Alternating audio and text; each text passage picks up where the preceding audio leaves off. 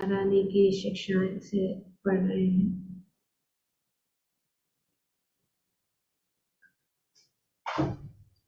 आज का शीर्षक है चकराने वाली लीलाएं। अध्याय 12। तो कुंती महारानी यहाँ पर दो चीजें बताती हैं।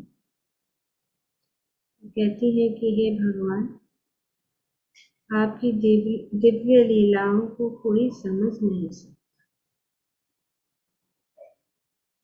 क्योंकि वे मानवीय प्रतीत होती है और इस कारण भ्रमक चकराने वाली बात है। ये विडंबना, ये भ्रामक है। तो आपकी ये सब लीलाएं, ये अति मानवीय लीलाएं जो है, वो जो है भ्रामक है। दूसरी बात वे बताती है कि न यस्य कश्चित् हेतु स्वीकृत, कि आपका न तो कोई कृपा पात्र है और न ही कोई द्वेष भाजन अप्रिय है। लोगों की यह पूरी कल्पना है कि आप पक्षपात करते हैं। तो ये दो बातें जो है कुंती महारानी यहाँ पर अपनी प्रार्थना में नवेद कश्चित भगवान चिकीर्षितम मतलब आपकी लीला है। ये भगवान, ये आपके जो लीलाएं हैं सबको भ्रमित कर देती है और समझना कठिन है। तो इसीलिए एक प्रकार का इसके लिए इह मानस्य मतलब इस भौतिक जगत के ये और सामान्य लोगों के लिए नृणाम, सामान्य लोगों के लिए ये विडंबना है। श्रील प्रभुपाद जी अपने तात्पर्य में या अपने इस श्लोक के ऊपर प्रवचन में बताते हैं, पतित आत्माओं पर श्री भगवान समान रूप से दयालु है। भगवान सभी के प्रति दयालु है। वे किसी से शत्रुता नहीं रखते। श्री भगवान को मनुष्य समझने की धारणा ही भ्रामक, ये भ्रामक चीज यही है कि लोग समझ नहीं पाते। भौतिकवादी लोग, सामान्य लोग जो भक्त हैं वो नहीं समझ पाते। इसीलिए पिछले श्लोक में कुंती महारानी कहती थी मन्ये त्वाम, कि मैं, आप भले ही मेरे भतीजे हैं, लेकिन आप का किसी से या हमारे कुल से ऐसा कोई लेना देना नहीं। आप तो भगवान हैं, हम परम पुरुषोत्तम भगवान। आप जो है, आपका ये रूप लोगों को भ्रमित कर देता है, लेकिन मैं इस भ्रम में नहीं। मैं जानती हूँ कि आप कौन। तो इसीलिए आगे यहाँ पे वे कहती है कि आप जो है आपकी लीलाएं मनुष्य के ही सदृश प्रतीत होते, मनुष्य जैसे ही लीलाएं, किंतु वे दिव्य है तथा भौतिक कल्मश से सर्वथा रहित। तो भगवान जब अवतार लेते हैं तो उनके दो कारण होते हैं, उनका मिशन दो, असुरों का विनाश तथा साधुओं अर्थात भगवत भक्तों का उद्धार। परित्राणाय साधूनां विनाशाय च दुष्कृतां धर्म संस्थापनार्थाय संभवामि युगे युगे। भक्तों का उद्धार करने, दुष्टों का विनाश करने तथा धर्म की फिर से स्थापना करने के लिए मैं युग युग में प्रकट होता हूँ, भगवान स्वयं।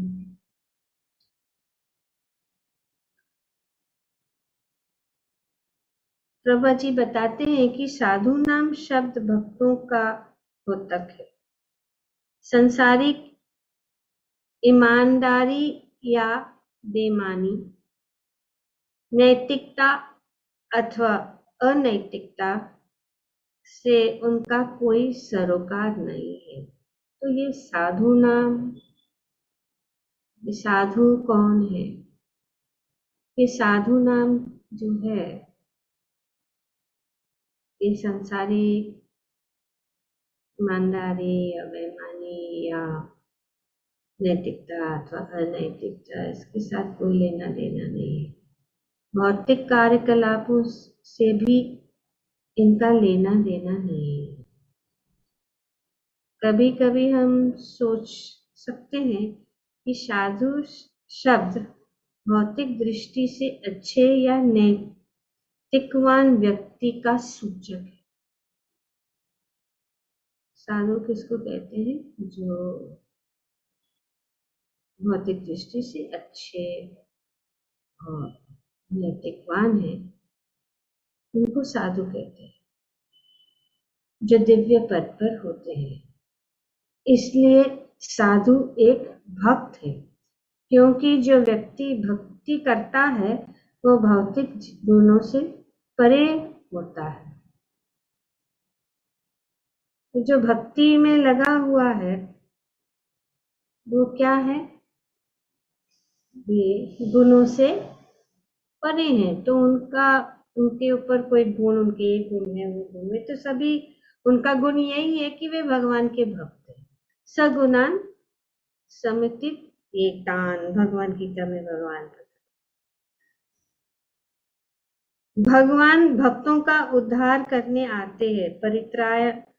परित्राणाय साधु नाम,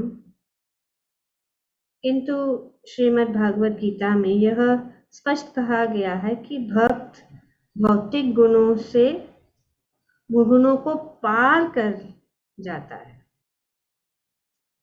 सगुणान समितित एतन, तो ये जो है सगुणा समितित एतान, भक्त दिव्य पद पर होता है क्योंकि वह सतो रजो तथा तमोगुण, इन तीनों गुणों के वश में नहीं रहता।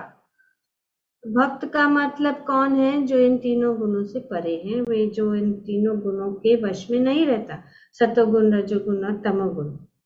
यदि साधु का पहले से ही उद्धार हुआ रहता है तो फिर उनके उद्धार के लिए क्या आवश्यकता है? तो ये प्रश्न हो सकता है कि उनका उद्धार तो ऑलरेडी है, वे तो इसी जीवन में जो है भक्त हैं, वे तीनों गुणों से परे हैं, वे मुक्त है, तो उनके उद्धार का सवाल ही कहाँ होता है? वे तो पहले से ही मुक्त है।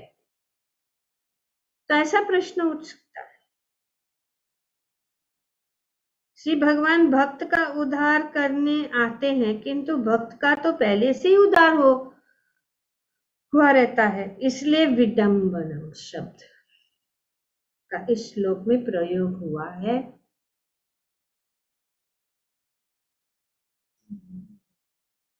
तो ये विषय, तो अगर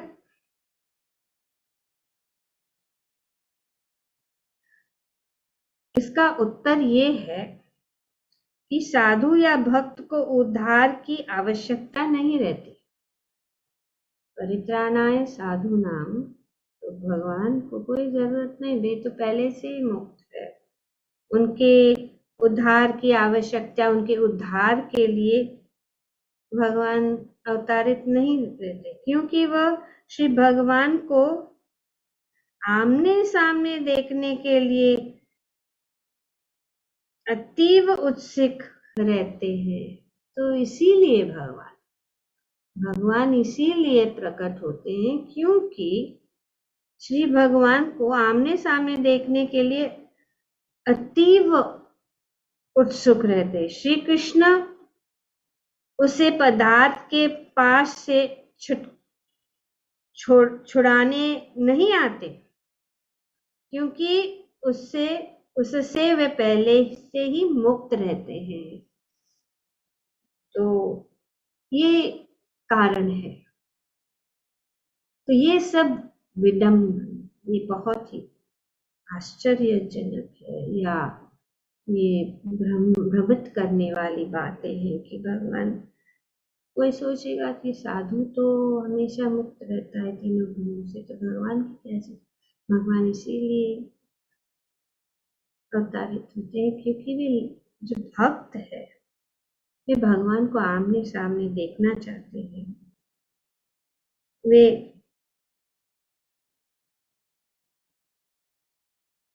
आंतरिक इच्छा को तुष्ट करने आते हैं। वे उनकी आंतरिक इच्छा, भक्त की जो इच्छा है, उनको पूरा करने आते हैं। जिस तरह भक्त सभी तरह से श्री भगवान को तुष्ट करना चाहता है, श्री भगवान भक्त को उससे भी अधिक तुष्ट करना चाहते हैं, इसीलिए भगवान अवतारित होते हैं। ये यहाँ पे कुंती महारानी कह रही कि आपकी ये लीलाएं हैं, ये चकराने वाली है। आप कैसे कार्य करते हैं, आपके कार्यों के पीछे क्या रहस्य है, ये जानना कठिन है। आप मनुष्य जैसे ही कार्य करते हैं, लेकिन आप हर इस भौतिक जगत से, तीनों गुणों से परे हैं। आप परम भगवान हैं और आप इस प्रकार से अवतारित होते हैं या इस भौतिक जगत में आते हैं। तो भगवान और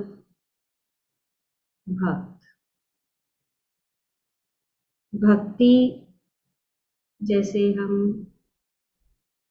जान चुके हैं, श्रीमद् भागवतम में भी मैत्रेय मुनि जो है बताते हैं कि 3 चीजों की जरूरत है भक्ति के लिए।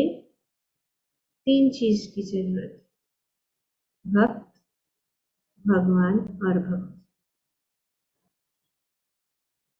भक्त, भगवान और भक्ति, अगर ये 3 चीजें नहीं है तो भक्ति का कोई मतलब ही नहीं है। ये भगवान, ये जो है जानना जरूरी है। तो भगवान और भक्त के बीच में आदान प्रदान, प्रेम का जो आदान प्रदान है, उसके कारण भगवान जो है उनको तुष्ट करने के लिए, क्योंकि भक्त का उद्देश्य क्या है? भगवान को तुष्ट करना। समसिद्धि हरितोषण, भगवान को आनंद देना, भगवान को तुष्ट करना।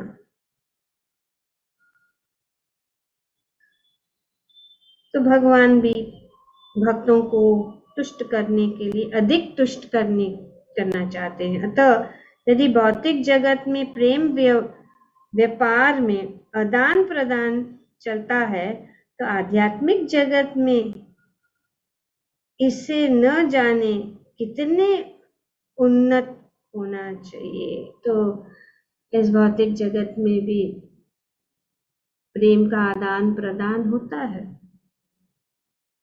एक दूसरों के बीच में। तो इसी प्रकार जो है आध्यात्मिक जगत में भी इससे अधिक होता है। जैसे कि श्रीमद् भागवत में भगवान बताते हैं कि साधु मेरा हृदय है और मैं ही साधु का हृदय हूँ। भगवान बताते हैं साधु सदैव श्री कृष्ण का चिंतन करता है और श्री कृष्ण सदैव साधु अर्थात उनके अपने भक्तों का चिंतन करता है। और ऐसे भक्तों का जो भगवान, जैसे कि कपिल मुनि श्रीमद् भागवतम में आगे हम पढ़ रहे हैं, वर्णन करते हैं कि किस प्रकार से भगवान के गले में जो मोतियों की माला है वे उनके प्रिय भक्तों का प्रतीक है। भगवान अपने प्रिय भक्तों को अपने मोतियों की माला अपने वक्षस्थल पर रखते हैं। इतने प्रिय है भगवान।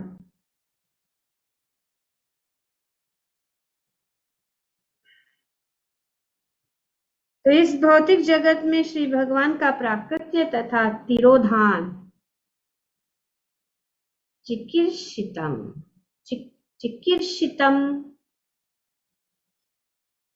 का अर्थ लीला, आस्ते। चिकीर्षितम का अर्थ क्या है? लीला। तो भगवान कार्य नहीं करते, भगवान लीला करते। ये भगवान की लीला है। भगवान का प्राकट्य या तिरोधान, ये दोनों जो है कुंती महारानी कहती है कि चिकीर्षितम, यह श्री कृष्ण की लीला है कि वे आते हैं। निस्संदेह जब श्री भगवान आते हैं तो उन्हें कुछ कार्य संपन्न करने होते हैं। साधुओं की रक्षा और साधुओं के विरोधियों का संहार करना होता है, किंतु ये दोनों ही कार्य उनकी लीलाएं हैं। तो ये सब भगवान की लीलाएं हैं और भगवान इस प्रकार से अनेक अनेक कार्य करते।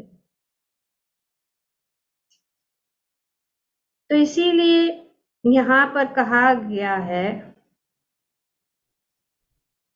नवेद कश्चित भगवान चिकीर्षितम। आपके प्राकट्य तथा तिरोधान के प्रयोजन को कोई नहीं जानता। कुंती महारानी कहते हैं कि आप नहीं जानते, आपके प्रयोजन तथा तिरोधान के प्रयोजन को कोई नहीं जानता। तो इसीलिए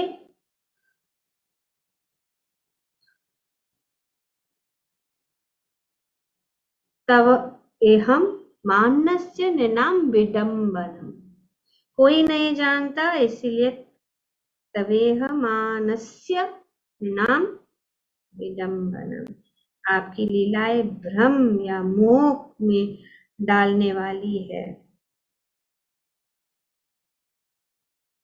उसके असली प्रयोजन को कोई नहीं समझ सकता। इतने भगवान की लीलाएं जो है समझना इतना आसान नहीं है जैसे हम सोचते हैं। यहाँ की कुंती महारानी कहती है कि बहुत कठिन है, बहुत ही भ्रम करने वाली, भ्रम में डालने वाली आप है। ऐसे ही भगवान ने नहीं कहा है जन्म कर्म च मे दिव्यम। जो इसको समझ लेता है, जब उनके कार्य का जन्म, उनके कार्य वो समझ लेता है, वे पुनर्जन्म नहीं लेता। जिसने समझ लिया तो ये भगवान की लीलाएं बहुत ही गहरी है, बहुत ही भ्रमित करने वाली है। हम नहीं समझ पाते हैं। हमारे मन में कभी कभी बहुत सारे प्रश्न आ सकते हैं, जैसे कि यहाँ पे पापा जी बताते हैं कि ऐसे कैसे हो सकता है। और जैसे कि कुछ दिन पहले कुछ बात हो रही थी कि तुम लोगों से कह रहे थे कि श्री कृष्ण ने तो ऐसे किया, युधिष्ठिर को झूठ बुलवाया और दुर्योधन को ऐसे मरवाया वैसे मरवाया। ये बोलती है तो ये लीला है, भगवान की लीला को समझ लोगों को भ्रमित, सामान्य लोगों को भ्रमित करते। बहुत सारी बातें हैं जो उन्होंने युद्ध करवाया। अर्जुन अच्छा सा खासा था, उनको भड़का के युद्ध करवाया। ये वो अच्छा सा चुपचाप वो नहीं करना चाहता था, साधु को उन्होंने युद्ध करवाया। तो इस प्रकार से वो ये जो उनकी लीलाओं को समझना, उन उनकी असली प्रयोजन को कोई नहीं समझ सकता।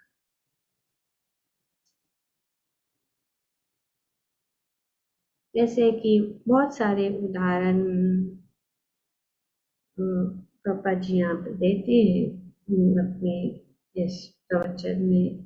कभी कभी कृष्ण की इच्छा होती है कि युद्ध लीला का आनंद ले। वो भी ये सोचते अरे ये क्या युद्ध आनंद का लीला लेना उठाना चाहते हैं। ऐसे सोचते हैं भगवान। भगवान को भी कभी कभी ऐसे विचार आता है कि मुझे भी युद्ध लीला करना है।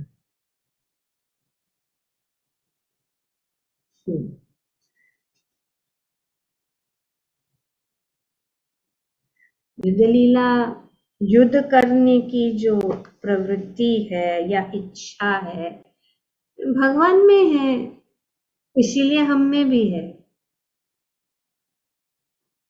कि जितने भी गुण भगवान में है हमारे में भी है। हम भगवान के जो है अंश है, अंश होने के कारण जो गुण भगवान में है हमें भी। तो भगवान युद्ध करना चाहते हैं तो हमें भी ये गुण है। फर्क क्या है? मात्रा में। यस, मात्रा में। तो मात्रा मतलब पापा जी यहाँ पे बताते हैं we are samples of Krishna. हम सब सैंपल है। तो ये सब वेरी एप्ट वर्ड। ये तो सैंपल है। तो बोला सैंपल तो सच्ची सैंपल ही है हम सब, और कुछ नहीं है। इतना छोटा सा अंश है। सैंपल थोड़ा पूरा प्रमाण तो इसमें नहीं मिलता ना। छोटे में ही मिलेगा। चलो ये सैंपल ट्राई करो, ये सैंपल है। प्रोपा जी कह रहे हैं कि we are just samples of Krishna. हमें कहाँ से आएगी? कृष्ण से, क्योंकि भगवान पूर्णतया से। जैसे कि एक राजा को युद्ध या ये आनंद लेना है, वीर रस का आनंद लेना है, तो वो कोई पहलवान या को हायर करता है और उनके साथ ये आनंद लेता है। तो इस प्रकार से पर भगवान ऐसा नहीं करते। भगवान ऐसे अरे गहरे के साथ ये ऐसा युद्ध नहीं करते। ये किसके साथ करते हैं? महान भक्तों के साथ। उनके महान भक्तों के साथ युद्ध करते हैं। जब वे इच्छा करते हैं तो कोई पूछता है, अरे पर ये तो जय विजय है, ये कितने भगवान के पार्षद है, उन्होंने ऐसे कैसे किया उनके मन में, तो ये भी डम्बडम है। उसको समझना कठिन है कि ये कैसे हो सकता है कि वैकुंठ में रहकर ऐसे ईर्षा, वैकुंठ में रहकर ऐसा साधुओं का अपमान, ब्राह्मणों का अपमान, ऐसा थोड़ी हो सकता है। तो फिर भगवान आके कहते हैं, अच्छा अच्छा अच्छा अच्छा, ठीक ठीक ठीक है, आप सब शांत हो जाओ, ये मेरी इच्छा है। तो फिर यही अच्छा है। तो जय और विजय तो बड़े महान भक्त है। भक्त के साथ ही भगवान लीला करते, किसी और अन्य से नहीं करते। भगवान किसी से ऐसे अरे गैरों से स्पर्श नहीं करते। तो क्योंकि वैकुंठ में युद्ध कहाँ हो सकता है? अगर इच्छा हो गई भगवान को युद्ध करने की, तो वैकुंठ में तो वो पाप प्राप्त नहीं हो सकता है। तो इसीलिए किसी भक्त को चुनते, नीचे आ गए, आ गए भौतिक जगत में, और फिर भगवान पीछे पीछे आ जाते हैं। फिर देवता सब परेशान, फिर भगवान के पास, प्लीज प्लीज हमको बचाओ बचाओ, हिरण्याक्ष हिरण्यकशिपु से बचाओ। ओके डोंट वरी, मैं आता हूँ और सब ठीक कर देता हूँ। और फिर इनको जो है उनके साथ ये सुंदर लीला करते हैं भगवान। तो और भगवान इस साथ में लीला भी करते, शिक्षण भी देते हैं कि मेरे साथ शत्रुता या मेरे विपरीत मत जाओ, मेरे विपरीत कार्य मत करो। मैं ये आनंद भी लेते हैं और शिक्षण भी साथ साथ करते, दो दो काम करते भगवान एक साथ। कि राग, द्वेष, ईर्ष्या, ये सब जो चीजें हैं कितनी बुरी है और क्या हो सकता है। काम, क्रोध, लोभ, मोह, मद, मत्सर, ये सब जो असुर है उनके प्रतीक है। तो भगवान उनके साथ लीला करते हैं, अपना आनंद भी लेते हैं और हमें शिक्षण भी देते हैं कि देखो ये सब चीजें, और ऐसे करने से हमारा जो है हम नष्ट हो जाएं, कितने भी शक्तिशाली क्यों ना हो। और भगवान ऐसे कार्य करते कि इनको ऐसी, उनके भक्त को कोई नहीं मार सकता है।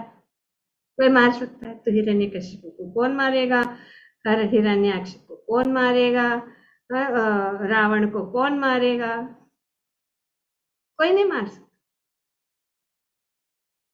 सिर्फ भगवान। तो इस प्रकार से कुंती देवी यहाँ पे कहती है, नवेद कश्चित भगवान चिकीर्षिता। आपका कोई, किसी को पता नहीं कि आपके जो इस प्रकार से प्राकट्य तथा अंतर्धान होने का क्या प्रयोजन है,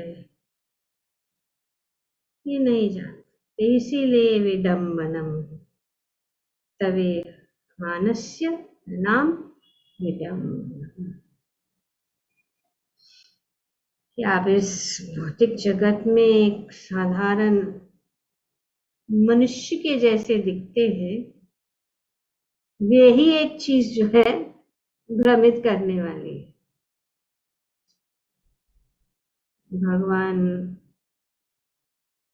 कृष्ण इतने सुंदर, कोमल, श्री राम ने कोमल, तो उसके लिए सोचते ये क्या ग्वाला करेगा, ये क्या वनवासी हमको क्या खतरा में डालेगा, वो क्या है।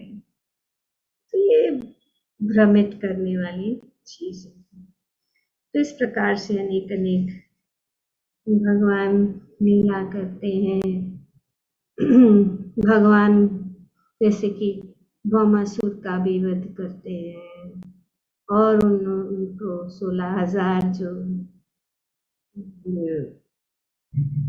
राजकुमारियों को उनसे छुड़वाते हैं। और फिर भगवान कहते हैं अच्छा चलो अभी तुम लोग घर जाओ। वो बोलते हैं अच्छा हम लोग घर कैसे जाए, हम हम नहीं जा सकते अभी, हम अपने परिवार अपने घरों से हम बाहर निकल गए, हम घर नहीं जा सकते अभी, कौन स्वीकार करेगा, तो आप ही स्वीकार करो, आप हमसे शादी कर लो। तो भगवान कहते ठीक है अभी क्या, शादी कर लो सबसे। तो भगवान ऐसी ऐसी लीला है। और फिर नारद मुनि सोचते कि अरे इतनी सारी रानियां हैं द्वारका में, कैसे रह रहे क्या कर रहे, तो भगवान की लीला, वहां पे भी भगवान की लीला हम देखते हैं किस प्रकार से। तो भगवान की लीला को समझना, भगवान कैसे लीलाएं करते हैं ये समझना कठिन है। इसलिए उद्धव कहते हैं कि भगवान इतने दयालु है और उनसे दयालु कोई नहीं हो सकता। जब भगवान आगे यहाँ पे कुंती महारानी बता रही है कि न यस्य कश्चित् दयितो अस्ति कर्हिचित्, तो भगवान इतने दयालु है कि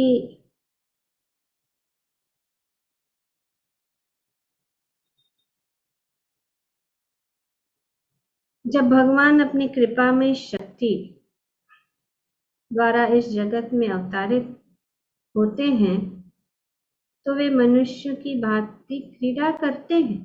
अतः ऐसा प्रतीत होता है कि वे अपने भक्तों पर ही जो है क्या कर रहे हैं, दया दे रहे हैं या पक्षपात करते हैं। इसीलिए आगे वे कहते हैं कि आप तो किसी का पक्षपात नहीं करते, ये तो लोगों की कल्पना है, वे ऐसे सोचते हैं, इमेजिन करते हैं कि आप पक्षपात करते हैं, लेकिन आप पक्षपात नहीं करते।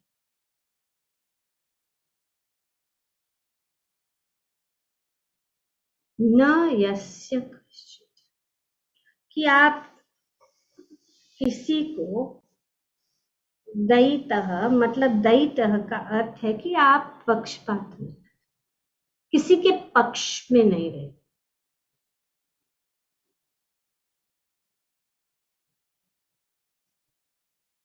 ऐसा लगता है लेकिन ऐसा नहीं है।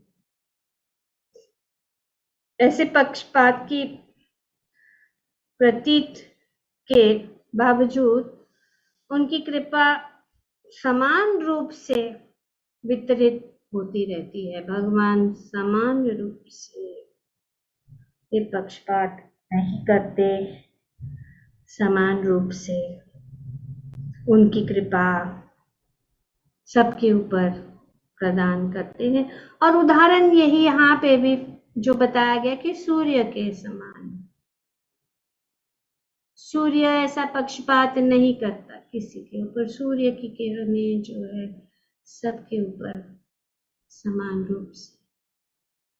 एक कोई अंधा व्यक्ति भी है, वो शायद देख भी नहीं सकता है सूर्य की किरणों को, लेकिन फिर भी उसको उसका लाभ उसको प्राप्त होता है, उसका लाभ से वो बहुत सारा शक्ति प्राप्त कर सकता है। उदाहरण जैसे कि कुरुक्षेत्र के युद्ध स्थल में श्री भगवान के समक्ष जितने भी व्यक्ति युद्ध में मरे गए या मर गए, उन सबको पात्रता का विचार किए बिना ही मुक्ति मिल गई। भगवान सामने, भगवान सबको, जितने भी व्यक्ति थे, चाहे वो उनके इनमें पात्रता है या नहीं है, उन सबको मुक्ति प्राप्त हो गई। तो फिर ये प्रश्न कैसे आ सकता है कि इतने सारे लोग मारे गए, भगवान इतना खून खराबा भगवान ने करवाया? ये विडंबना। और ये जो है निम्न बुद्धि वाले, जिनको जो अज्ञानी है, उनके लिए, सामान्य लोगों के लिए पात्रता का विचार किए बिना ही मुक्ति मिल गई, क्योंकि श्री भगवान के समक्ष मरने वाले सभी कर्म फलों से शुद्ध हो जाते हैं। भगवान का दर्शन, भगवान के सामने जब हम आते हैं, भगवान की कोई भी चीज के साथ में हमारा जब संपर्क होता है, हम शुद्ध हो जाते हैं और मरने वाले को परम धाम में कहीं न कहीं स्थान मिलता है। यदि मनुष्य सूर्य किरणों के समक्ष बैठे तो उन्हें निश्चित रूप से ऊष्मा तथा पराबैंगनी किरणों का लाभ, किरणों का लाभ मिल जाए। निष्कर्ष यह निकलता है कि श्री कृष्ण कभी पक्षपात नहीं करते, कृष्ण भगवान नहीं करते। ये सोचना गलत होगा कि वे पक्षपात करते। हम तो सब भक्तों की सभा में बैठे हैं, लेकिन अगर हम सामान्य लोगों के सामने जब प्रचार करते हैं तो ये सारे बहुत सारे प्रश्न लेकर, तो इसीलिए उनको किस प्रकार से समझाया जाए ये जानना बहुत जरूरी है। इसीलिए यहाँ पे हमें भी कभी कभी, हम भी जब उनके साथ में जाते, अगर हमारी हम तत्व से नहीं जानते हैं भगवान को, तो हमारी भी श्रद्धा जो है डोलमोल हो सकती है। हम उनके बातों में के प्रभाव में आ सकते हैं। तो इसीलिए ये शिक्षण कुंती महारानी हमें दे रही, तो श्री प्रभुपाद जी दे रहे हैं। प्रभुपाद जी ने इतना समय निकाल कर एक पुस्तक का, सुंदर पुस्तक है, इसको भेंट करना, किसी को गिफ्ट देना बहुत अच्छी, इसमें सब कुछ समझ में, जो कोई भी पढ़ेगा सब जो बातें हैं, क्योंकि कुंती महारानी की प्रार्थना पूर्ण है, उसमें सब कुछ तत्व से हम समझ सकते, भावुकता से। तो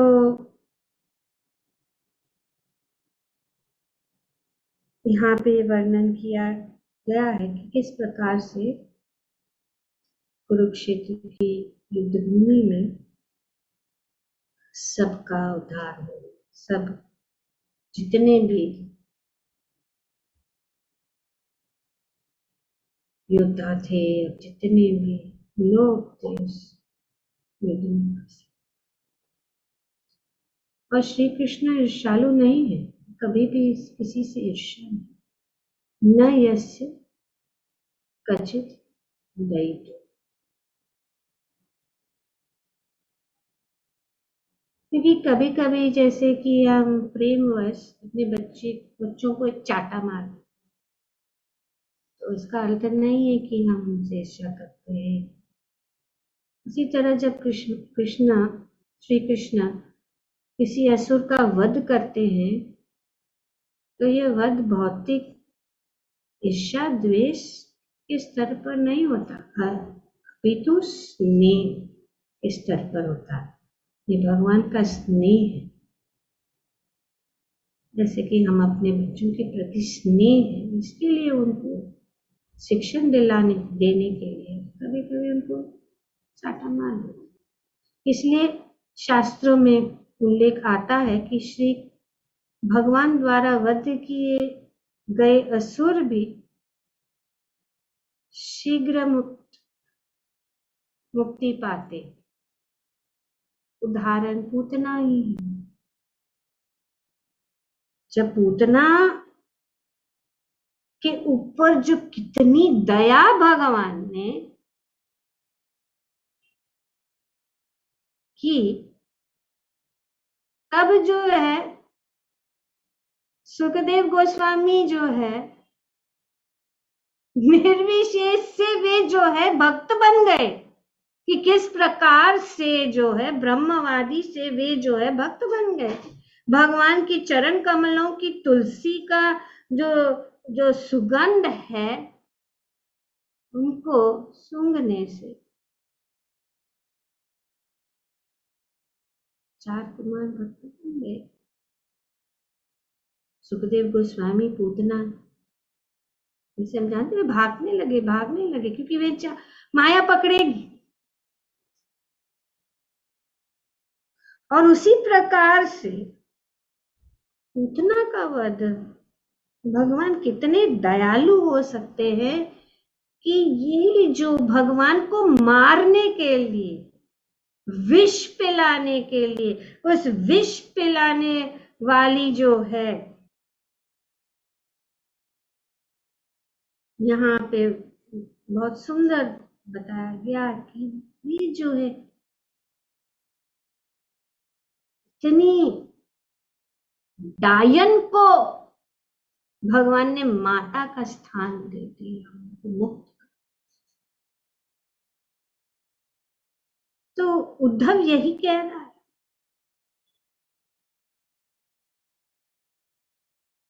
कि पूतना आध्यात्मिक जगत को प्राप्त कर लिया और वो वहां पे भी माता यशोदा जैसा उनको स्थान प्राप्त हुआ, क्योंकि कृष्ण इतने दयालु ईश्वर है, अतएव उनके अतिरिक्त में किस अन्य की पूजा कर सकते। भगवान कृष्ण नहीं, कोई भी इतने दयालु नहीं हो सकते जितने भगवान हैं। तो उनके सिवाय और किसी का पूजा कैसे किया जाए? इसलिए कुंती देवी कहती है कि न यस्य कश्चित दयितो। दयित का अर्थ है पक्षपात। शत्रु का भी वे जो है कभी भी क्रोधित नहीं होते, कभी भी ईर्ष्यालु नहीं है। श्री कृष्ण किसी का पक्षपात नहीं करते और किसी को अपना शत्रु नहीं मानते।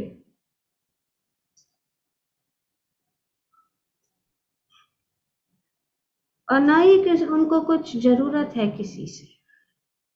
हम मित्र से तो कुछ वर या लाभ की कामना करते हैं, किंतु शत्रु से हानि की उम्मीद करते हैं कि शत्रु हमारा हानि करेगा, मित्र जो है हमारा लाभ चाहेगा।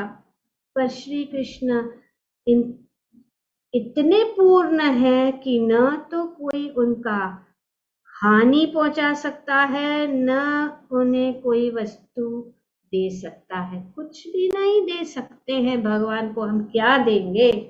उनको कुछ जरूरत नहीं है और उनको कोई हानि नहीं पहुंचा सकता है। अतएव उनका मित्र या शत्रु कौन हो सकता है? न यश्च कश्चित् दयितो। उन्हें किसी की कृपा नहीं चाहिए, तो कोई जरूरत नहीं, विपूर्ण है।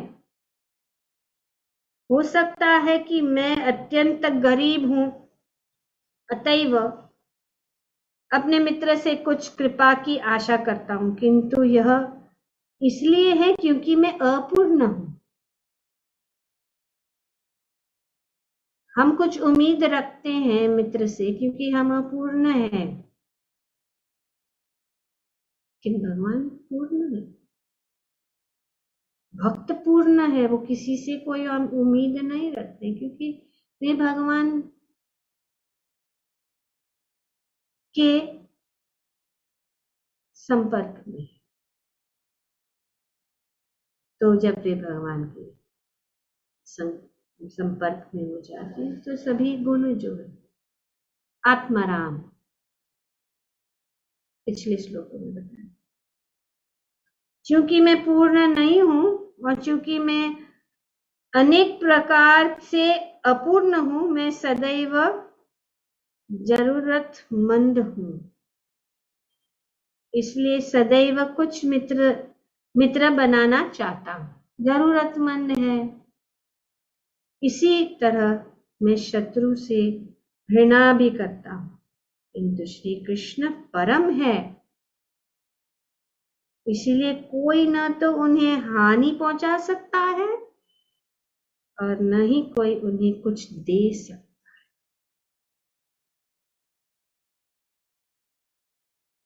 तो अभी प्रश्न उठता है,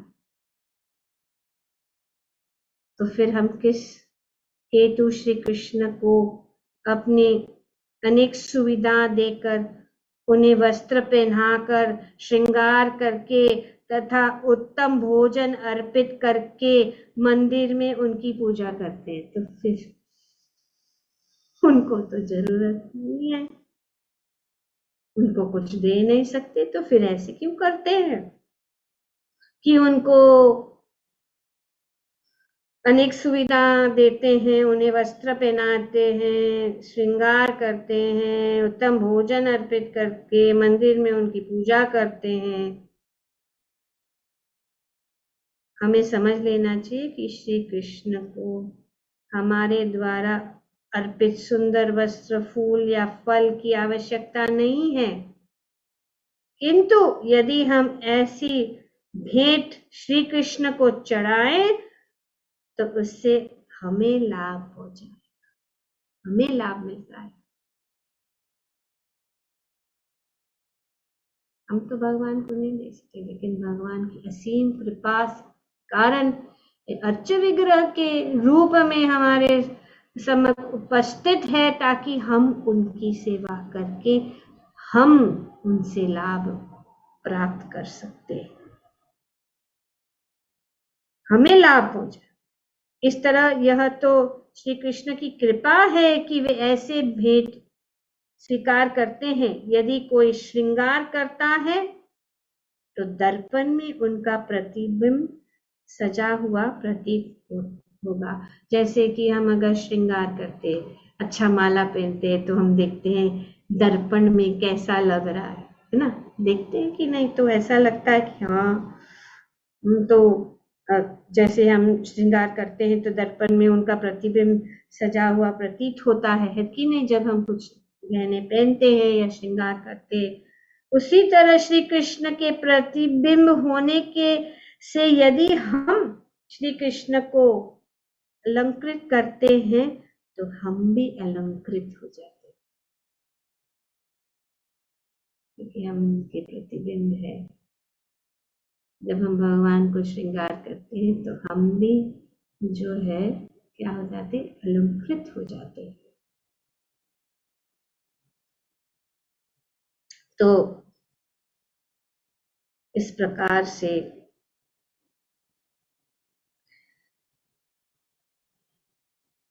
इसका अर्थ यह है कि हम ईश्वर की परछाई या प्रतिबिंब है।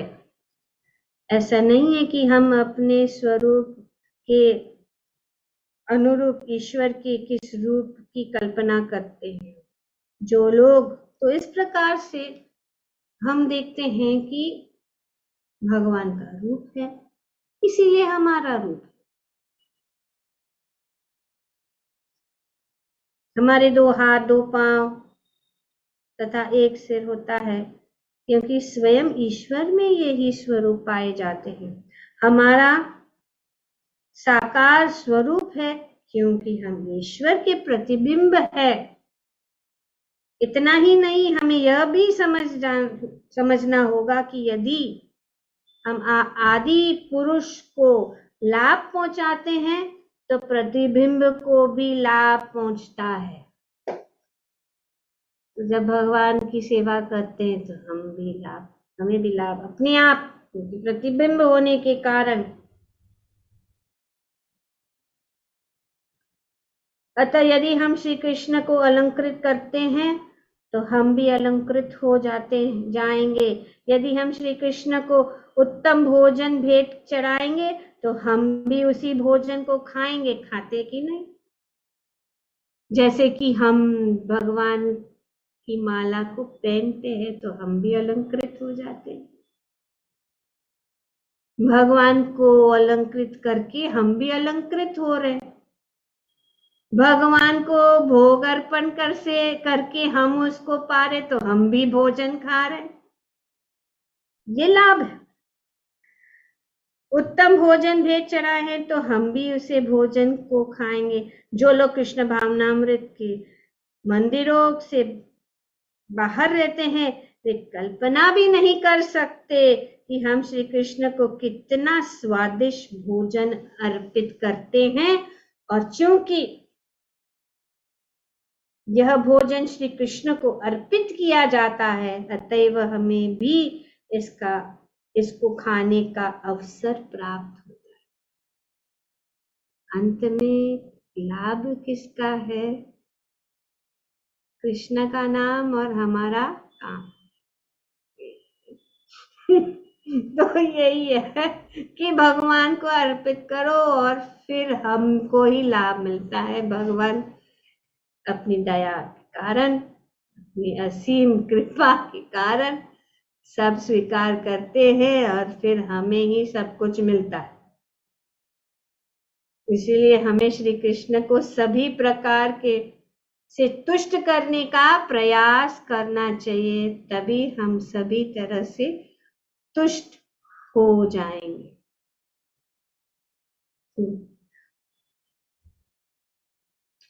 तो भगवान कृष्ण को हमारी सेवा की आवश्यकता नहीं पड़ती, किंतु वे कृपा पूर्वक इसे स्वीकार करते हैं।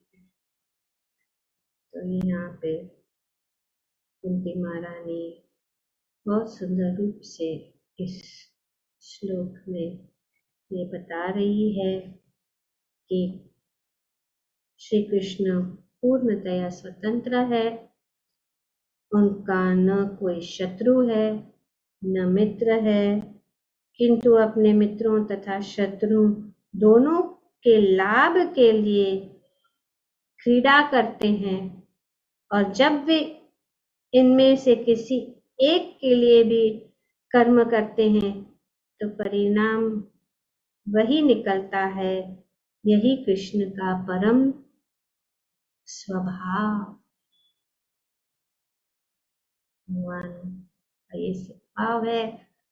कुंती महारानी कहती है कि ये भगवान, आपकी दिव्य लीलाओं को कोई नहीं समझ सकता, क्योंकि वे मानवीय प्रतीत होती है और अतीव भ्रामक है।